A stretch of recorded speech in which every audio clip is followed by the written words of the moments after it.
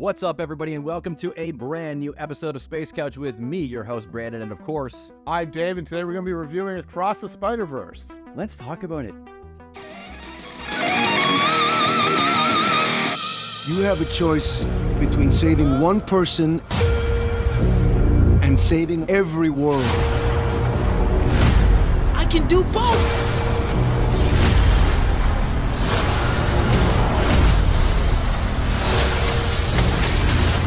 You can't run forever, kid!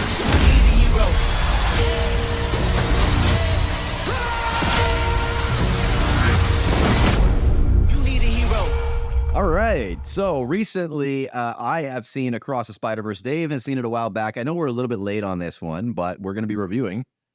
Spider-Man Across the Spider-Verse, which I think is still #1 in the box office. I think so. It crushed Flash, which if you haven't seen, go watch that video because we reviewed that last week. But yeah, it's killing right now still. It must be. Yeah. There's nothing. A lot of stuff has come out this month, but like, there's no way anything took it over. You know what? A lot of people have been saying really, really good things about Across the Spider-Verse. I have some of my own opinions about it. I'm sure you do as well. I do. So let's kind of go into it and let's break down the first act and explain what happened and how it all kind of clicks and comes together. Okay, so the movie starts off, we're visiting Gwen's universe, which we didn't get to see in the first one. And we get to see her life. We get to see she's in a band. Things aren't going great for her because she's got this dilemma with her and her dad because her dad's trying to hunt Spider-Woman, Right. which is her. Yeah. Obviously. She wants to come out to him. She wants to be open and honest with him, but she can't because he's a good cop and she is, in the eyes of the law, a criminal. Yeah. So her dad is basically hunting her without knowing that it's her. And that creates a big dilemma for her. It's super emotional. They have one scene where I guess she's really angry and frustrated, and then they embrace for a moment, which is kind of sweet. Because I like the way the colors faded into, something a little bit more pastel-y instead of those like harsh colors. And even her hair tone changed. So it really showed her some emotion with it. With the art, which I think these guys or gals nail it every single time with the production value on this. Yeah. It's so good. This movie looks amazing. Yeah. Every frame just looks great. Later, when you start getting the different Spider-Man, they all have their own different, even animation styles. Yeah. No two characters look just like they're just there.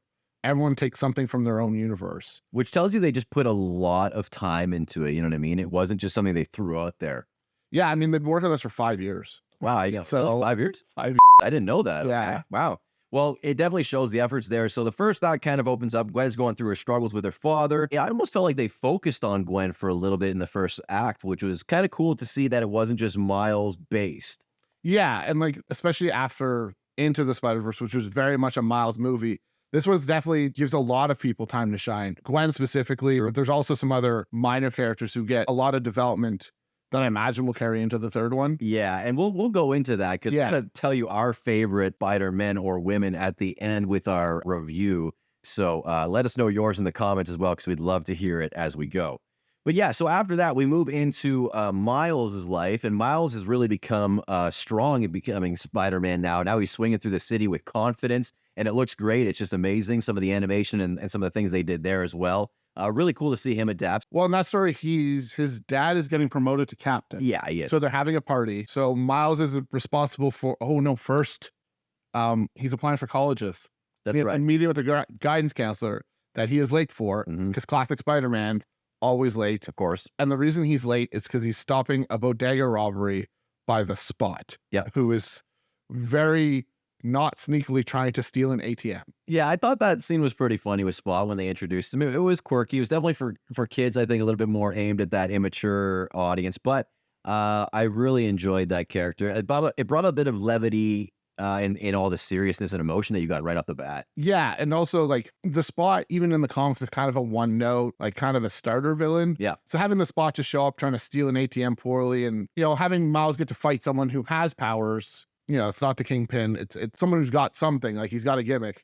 Even if he's not good at it, it's like you get this kind of funny moments with Miles trying to fight a guy he can't punch because he just makes a hole. I also like the kind of way that it's telling a story in a sense that we know that this villain is going to be something, because it's building him up. But it also shows how confident Miles is when he's making like a Hot Pocket or a burrito in the middle of fighting this guy, just kind of being like, oh, really? And he's on his cell phone.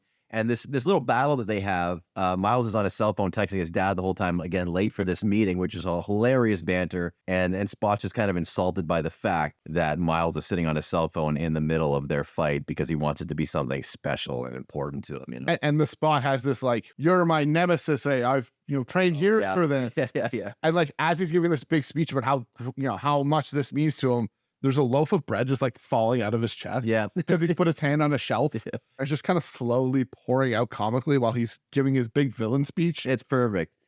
And I guess Miles was responsible for creating Spot. That's the story in itself. So that's a little bit of a spoiler there. So apologies. If you're not looking for spoilers, we'll give you a heads up before we start diving deeply into that stuff. But for now, you are safe and with us.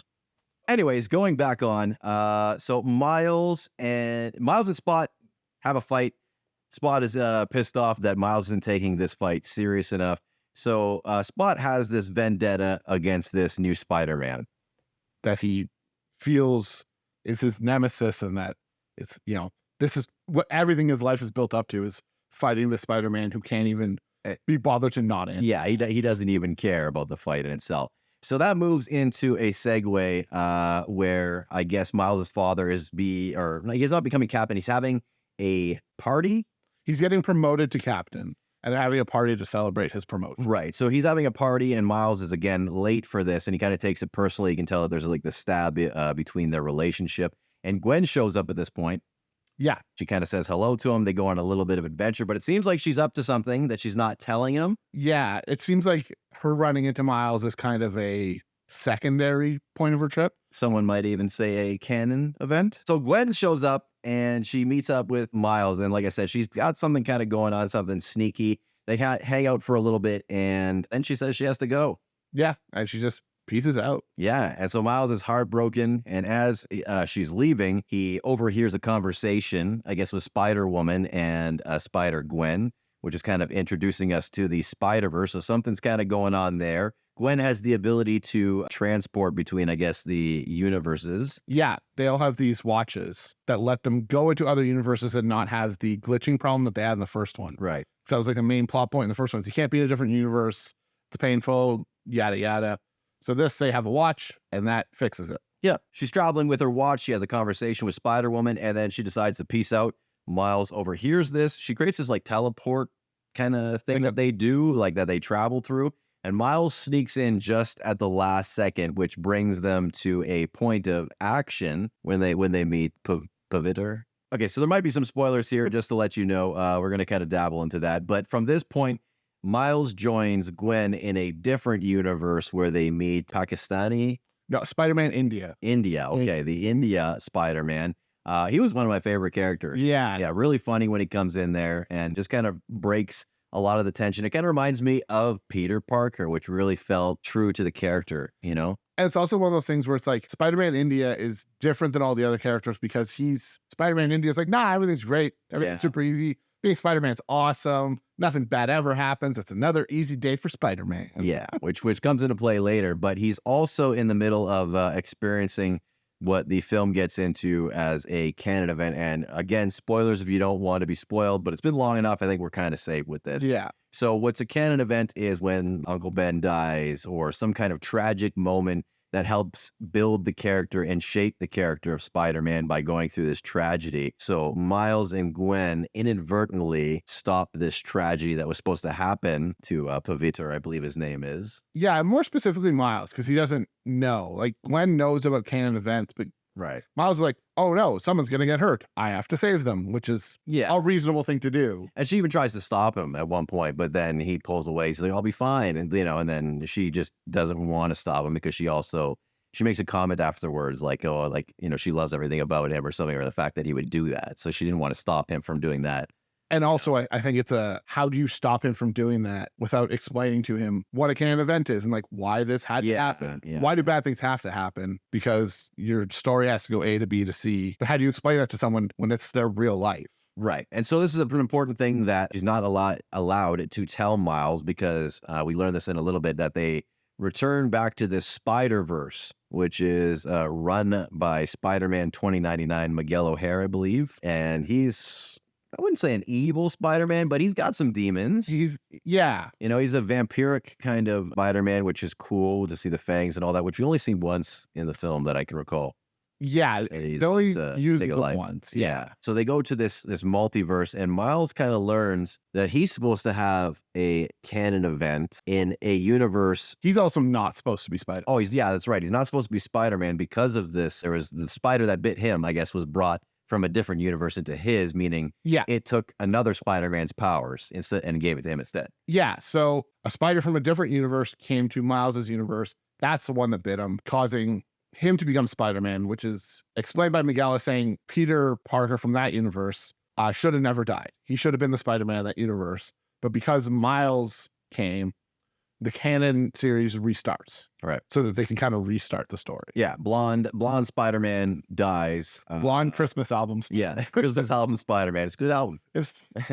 He passes away, giving Miles the powers, but that was never supposed to happen. And through this story, Miles learns that his father is supposed to die in a canon event, and Miguel tries to trap him and says, "Look, kid, you got to stay here." One of the best things happens is Miles meets some people along the way, some other Spider-Man, if you will. And I mean, there are tons of them in there, but he meets one in particular that teaches him a specific lesson. A couple lessons. A couple lessons, yes, but one that really helps him in this specific situation. So Miguel has trapped Miles in this like electric kind of jail cell, like a force field almost.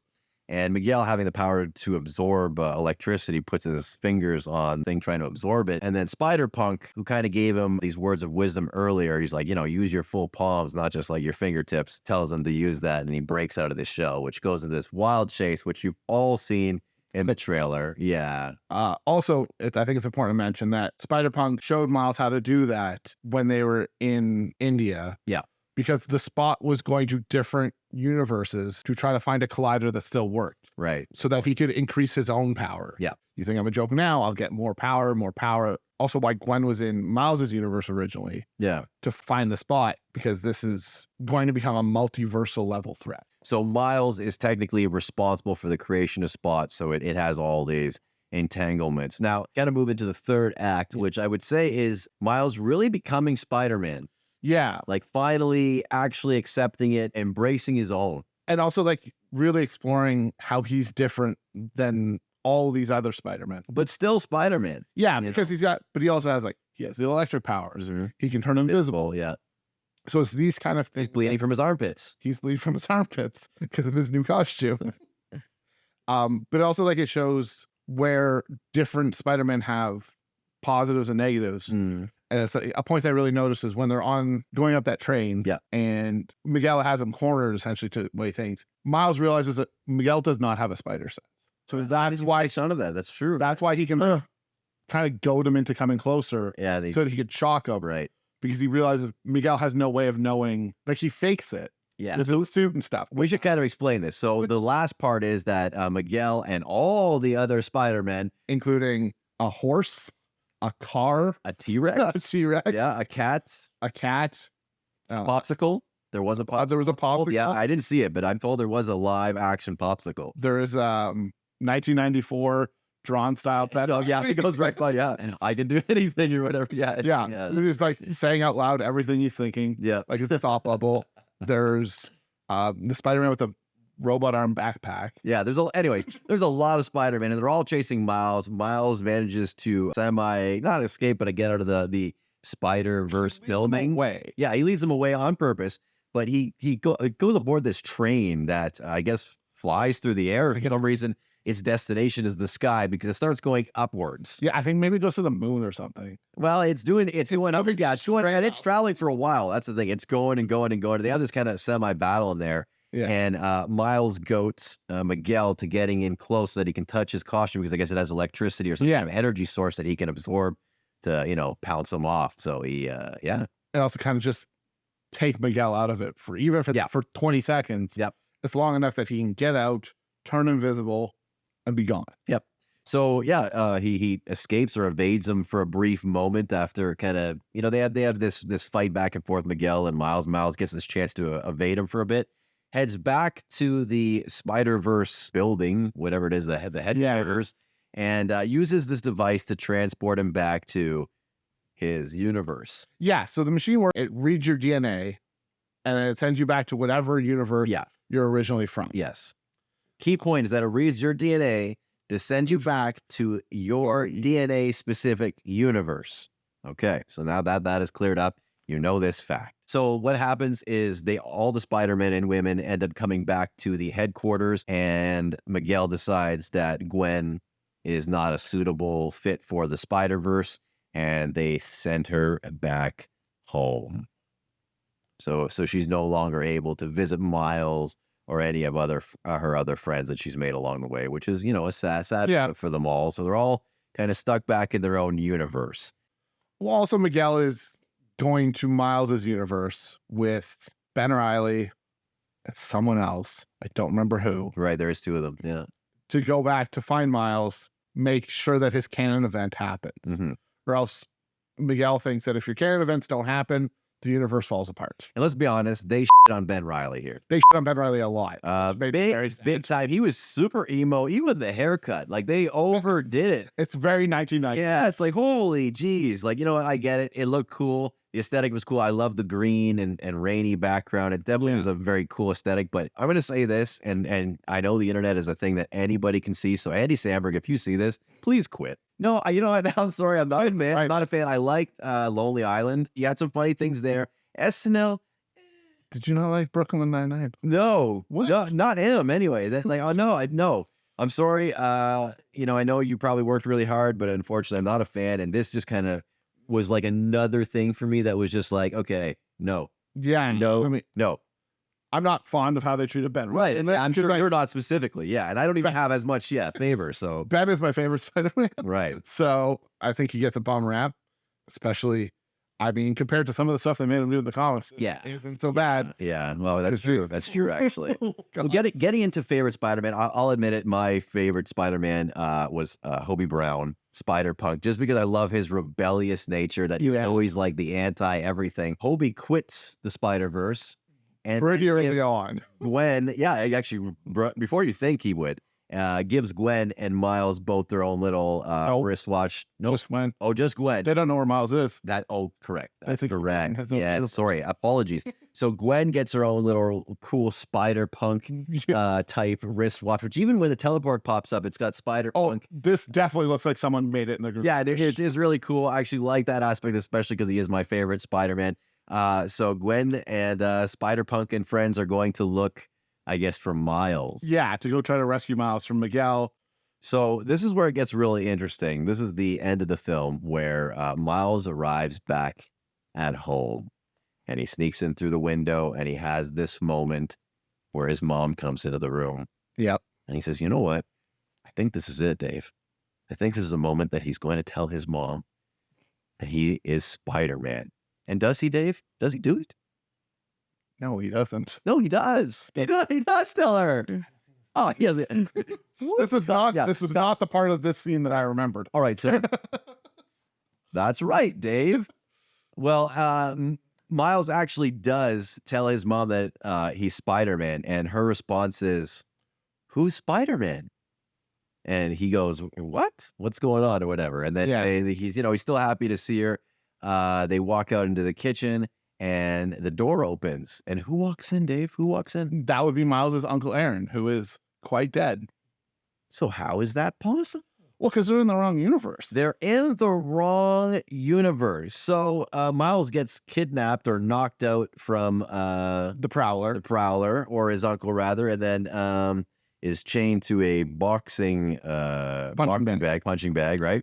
And we learn something new about this is the big twist ending that I did enjoy. I did, yeah, really. I like the ending to this. I'm sad it's a year at least till we see the sequel. Yeah. So what happens here is Miles is in the wrong universe because he's in the universe that the spider that bit him, that DNA is in his blood. So he has gone to the universe where the spider originated from. Where this universe, there is no Spider-Man. There is no Spider-Man. But get this, not only that. Miles Morales is definitely not Spider-Man in this universe, but he is in fact He's the Prowler. He is the goddamn Prowler with some badass braids, and he's like, "Oh, that was really cool. I love that surprise ending with the light up Nikes and stuff. Like, Yeah. a cool design, man. Yeah, it was a pretty good film. I have to say that. What do you think? Yeah, I really liked it. I loved it. I've seen 3 movies this month. It was the best of the 3 all right. Well, by a mile. that kind of gives us a hint, but that leads us into our next segue, which is, of course, us telling you what we thought about the movie. So let's review it. So I love this movie. I thought the animation styles were great. Every frame looks like a painting. It's just so amazing. Seeing all the different Spider-Man with different, animation styles. It's just really appealed to me. I loved every frame of this. I'm giving it a 4.5 out of 5. Across the Spider-Verse. It was definitely a great movie. I really enjoyed it, but I've got to say this and be very honest. It kind of trailed off for a little bit too long. It lost my interest at some points. Beautifully done. The story, again, kind of went all over the place at certain points. So I really liked it. I know a lot of people all across the Spider-Verse liked it, but I'm going to give this movie a 3 out of 5 space couch cushions. Hopefully you agree with me. If you don't, that's okay. Let's hear what you got to say in the comments below. Make sure to join us for the next episode. See you then.